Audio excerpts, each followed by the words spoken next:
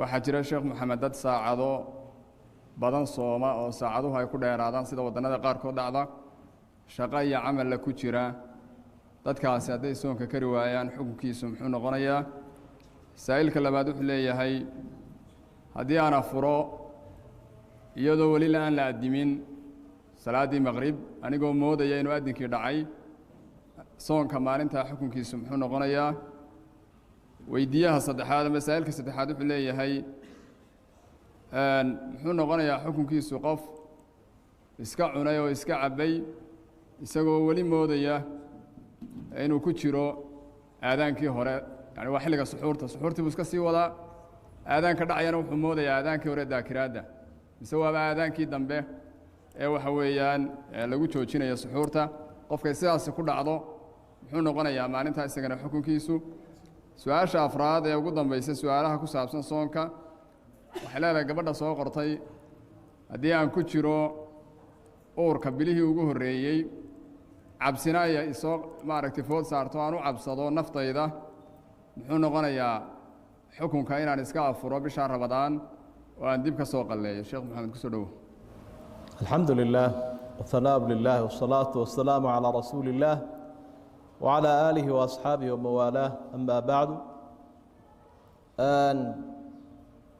qofku markuu soomayo saacado dheer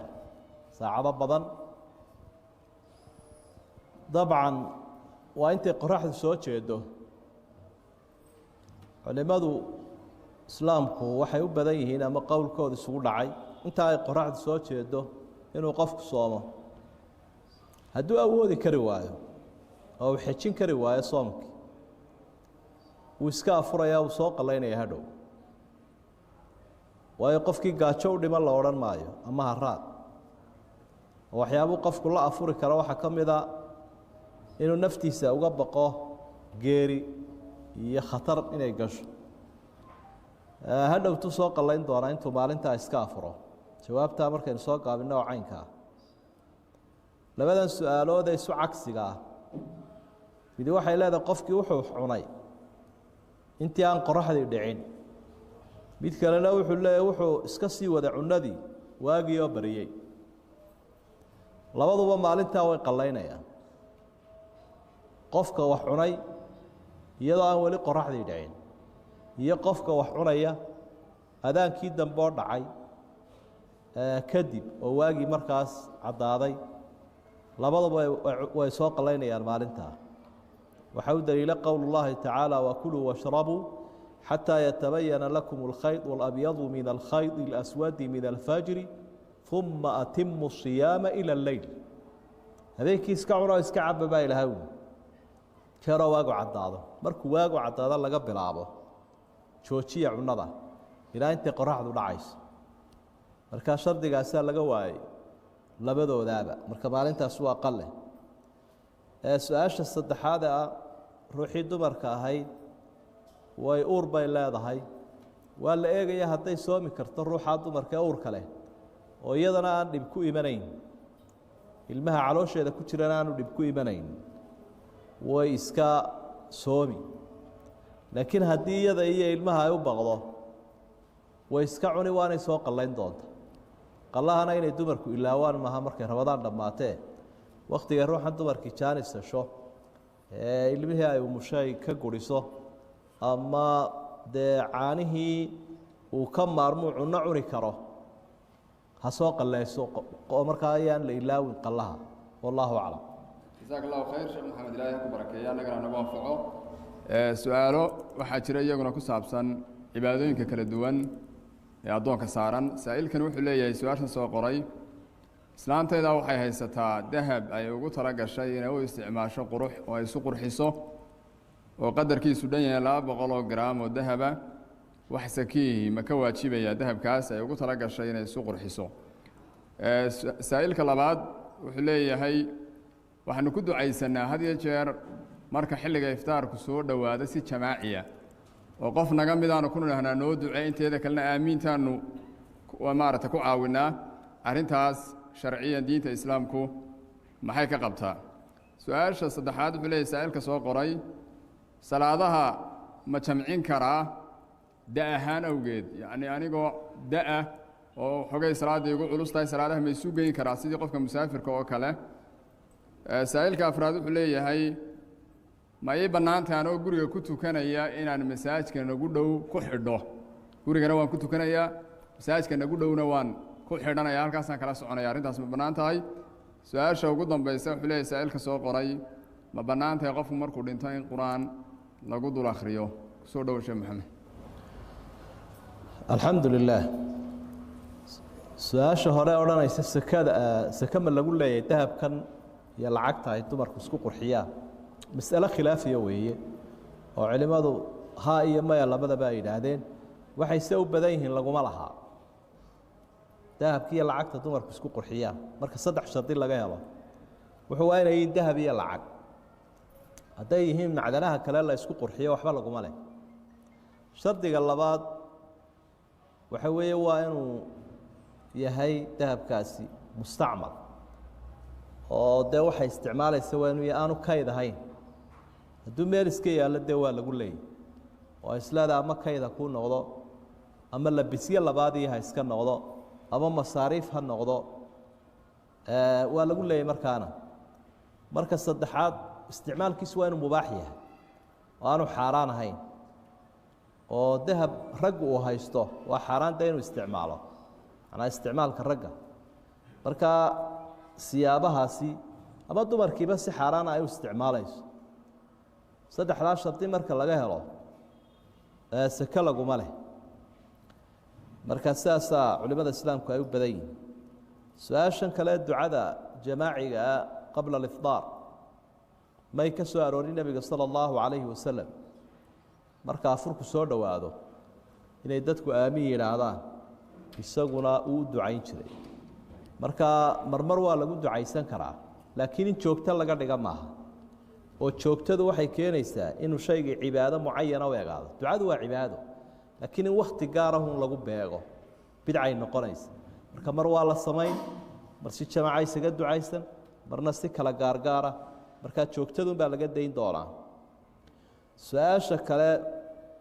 ee odhanaysa haddii da-daydu weyntay salaadaha ma jamcin karaa salaadaha marmar qofku wuu jamcin karaa markuu ama yaro tacbaansanya ama dee xanuun hayo laakiin inuu joogto ka dhiga maaha kol hadduu salaad walba halkeeda ku tukanayo waayo hadyigii nebiga markaad u noqotay iyo dhaqankiisii dee muu sabab la-aan muu jamcinaynin nebigu calayhi salaatu wasalaam marmarun bay ahayd markaa wakhtiyada qaarkood oo aad yaro cuslaato ama kiciddu kugu adkaato ama aad yaro xanuunsanayso waad jamcin kartaa waad isu geyn kartaa salaadihii laakiin joogtaha ka dhigin su-aasha kale qofku hadduu dhinto qur-aankii ma loo akhriyayaa daliil ma laha masale khilaafiya weeye culimmadu ay isku khilaafeen laakiin wax daliilahoo ku soo arooray oo la weheshanayo oo nebiga ka soo arooray ma jiro sala allahu calayhi wasalam culimada yidhi waa gaadhayaa hawaabkaa iyo ajrigaa loo qofka intoo qur-aanka la akhriyo laleeya ilaahay ou gaadhsiina meelo kale uga qiyaasanaya markaa waxaa fiican qofku inuu qur-aanka isagu akhristo oo hawaabkiisii ilaahay uu weydiisto waxyaabaha la isku waafaqsan yahay qofka dhintay inuu ajrigiisu gaadhayana sunnaha iyo qur-aanka ku suganna in markaa lagu dadaalo sida sadaqada iyo ducada loo ducaynayo oo kale wallahu aclam sheekh waxaa ilaahay ku barakeeyo intaynaan su-aalaha qaybta kale u gudbin su-aal baa jirtay halkaas ulahaa saa'ilka soo qoray gurigaanoo jooga ma ku xidhan karaa masaajidka nagu dhow isku xidhashada salaada la isku xidhanayo shuruuday leedahay shuruudaheeda waxaa ka mid a in intiqaal suuroobaysa inaad imaamka la jaan qaado oo ama aada arkayso ama aada maqlayso shuruudaha waxaa ka mid a inay isku dhowdihiin oo uu maaragtay jiro sida nebiga ka sugan calayhi salaatu wasalaam dee in labadan qof la isu aanayn karayo oo masaafadaanay kala fogeyn masaajidka gudihiisa inay ku wada jiraan ama itisaal inay si uun u xidhiidhsan yihin markaa ma suuroobayso inay iskaga xidhaan tvgii ama masaajidkii aada uga fog oo fooq uu ka soo egayo qofku ama idaacaddiiba ma suuroobayso taasiyo ma bannaana wallahu aclam ilaahi subxaana wa tacaala miisaanka xasanaadka ku saaro su-aalaha qaybta ugu dambeeya wuxuu leeyahay saa'ilka koowaad sida hadalkeeda ka muuqata waa ruux dumara hooyaday baan u khidmeeyaa oo aan xanaaneeyaa hablaha kale aan walaalaha nahayna waxay igu maaragtay eedeeyaan inaan hooyo sixray oo waxaan u qabtay maxaad ugu nasteexayn lahayd sheekh hablahaasi su-aasha labaad wuxuu leeyahay weydiiyaha soo qoray ma bannaan tahay malabka bahalka la ydhaha dhuunyaaluhu sameeyo dhuunyaal oo xidhan oo malab sameeyo mala reer magaalku aad u garan maayaane bahalkaas malabkiisa inaan cuno diinta islaamku maxay ka qabtaa su-aasha saddexaad wuxuu leeyahay saa'ilka soo qoray shirkad baan u shaqeeyaa alaabtaan shirkadda u iibiyaayo iibiyaan u ahay alaabtaan u iibgeeyaa kadibna dukaan yaroo gaaro anigu aan leeyahay ayaan mararka qaar anigu alaabta u baahdaa oo dukaankayga u baahda alaabtan shirkaddu hayso alaabtaanu ma iska iibin karaa oo iibiye iyo iibsade isla mar keliya ma noqon karaa su-aasha afraad saa'ilka soo qoray wuxuu leeyahay lacagta uu shaqeeyo qofka faaliyaha ah ama xidigiyaha ah ma la isticmaali karaa oo biil ahaan ma loo qaadan karaa su-aasha shanaad waxaa jira buu leeyahay saa'ilka soo qoray shirkado xoolaha gowraca oo bisinka ka taga waxaan filayaa waddannada aan muslimka ahayn ma loo shaqayn karaa oo lacagtooda ma la qaadan karaa su-aasha ugu dambaysa wuxuu leeyahay weydiiyaha soo qoray waxaa jira wakhtiyada ramadaanta gaar ahaan musalsallo lagu matelayo saxaabada oo kaasi waa hebel iyo kaasi waa hebel la leeyahay qaarkoodna kufaartaaba lagu matalaayo abujahal iyo abulahab iyo waxyaala noocaas oo kale ah arrintaas daawashadeeda diinta islaamku maxay ka qabtaa falyatafadal sheekh maxamed su-aasha hore ah hooyo inaan sirxay baa laygu tuhmay haddii adigu aanad waxba samaynin tuhumkaasi waxba ku yeeli maayo oo qofka muslimkaa waxaanu ahayn marka lagu sheego dee waa dhib isaga soo gaadhayboo haddii uu ku samro dee dembi ajri baaba ku yeelanaya halkaa sixirka waxaa la yidhahdana qofka de in la iskaga sheego un maa haddii aan caddayni jirin waa iska tuhunu tuhunkuna ma wanaagsanaa ina bacda danni ithm sidaa ilaahayba uhi malaha qaarkii waa dembi marka iyagana waxaad odhan doontaa yar waani adiguna dadaalkaaga waad sii wadi doontaa hooye aad ugu samafalayso su-aasha la xidhiidha malabka dhuunyaalaha malabku dee xayawaanada malabka sameeyinbuu ka mid yahay oo malabku waa kashinidoo kale un waxaynu ku diidna ma hayne waa nicmo ilaahay waana la isticmaali karaa waa xalaal weeye su-aasha sheegaysa sharkad baan waxu soo iibiyaa markaa kolka wax la ii diro dukaankayga ma ka soo iibin karaa maya waa caqadka labadiisa daraf ma tawaliyaysid adugu oo mar qura ma noqonaysid iibiyihii haddana soo iibinayay ee marka aad dukaankaaga ka soo iibinayso wax qof sharkadda ka mid ah oo matalaya waa inuu jiraa adiguna dee waa inaad dukaankii matalaysa iyo hantidaadii sharkaddiina waa inay qof matalayso qof matelayo sidaasay markaa ku ansaxaysaayo iijaabkii iyo qabuulka ama caqadka labadiisa daraf laba qofoo dee saxeexa waa inay jiraan tuhmaadina way iska jiri kartaa in had iyo jeer la yidhaahdo isaga uunbaa isu macaashay ama isu faa'iideeyey marka taasaasaad ku saxaysaa su-aasha kale ee odhanaysa qofka faaliyaha wixiisa ma la cuni karaa maya rasuulku wuu xaaraantinimeeyey salى اllahu عalayhi wasalam xadiid saxiixa nahaa rasuulu اllahi salى اllahu عalayhi wasalam can hamani اlkalbi wa mahri اlbagyi wa xulwaani اlkaahin saddex arrimood buu nebigu diiday ayga in la iibsado oo lacag laga sameeyo iyo ruuxa dumarka ah ee jidhkeeda iibsanaysaa waxay halkaa ka qaadanayso isna waa xaaraan waxaa kaloo xaaraana waxa uu qaadanayo faaliyuhu ama sixirluhu lacagtu dadka ka qaadanayo iyaduna waa xaaraan marka kol hadday isagii ka xaaraantay adigina waa kaa xaaraan waayo waa dariiqo xaaraana baa lagu soo shaqaystay qofkana waxa waajib ku ah dembigaa iyo macsiyadaa inu iskaga baxo adiguna saasaad kula talinaysaa ee inaad ka sii faa'iidaysataa waa xaaraan su-aashan kale ah qofku haddii uu shaqaynayo sharkad xoolaha gowracda oo bisinka aan u qabanaynin waad eegayo haddii gowracu sax yahay oo labadii biyo buufle iyo labadii hunguriba la jarayo